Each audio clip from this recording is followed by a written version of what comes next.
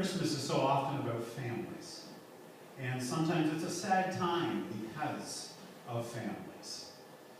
On this one particular Christmas, we were waiting for our extended family to begin to arrive.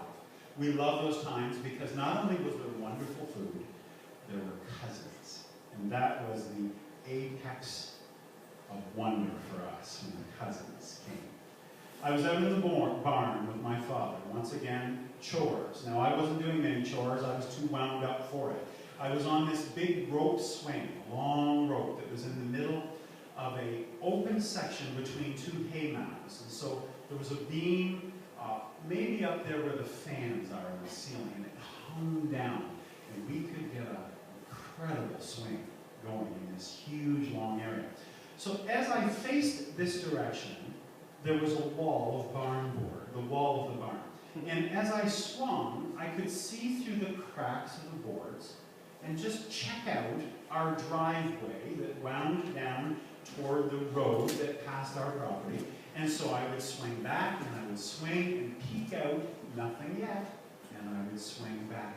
And I would swing up, and I could just see through the cracks, nothing yet, and back and forth I would go. Well, ultimately somebody had to come, and I swung to that, looked through the crack, and I saw the first car coming down or up that laneway. And I jumped in the air on the upswing, landed on my feet, yelled at the top of my lungs, "They're here!" And I turned around because I had to run back toward the swing to get around out the door and to the cousins that awaited. Unbeknownst to me, in my abandoned excitement, I ran directly into that rope swing. It caught on my chest, went up on my neck, flipped me up in the air. As I ran toward it, I landed on my back. Looking up, I was still alive. I grabbed my neck, and I had burned, red blood burn, all across from the back of my ears, all across the front of my chin to the other ear. I got up. I was still sort of excited. They're here.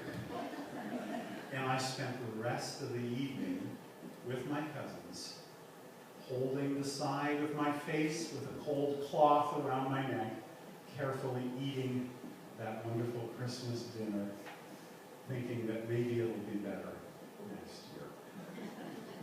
Redneck Christmas. A lot of fun. Well, let's move on here a little bit.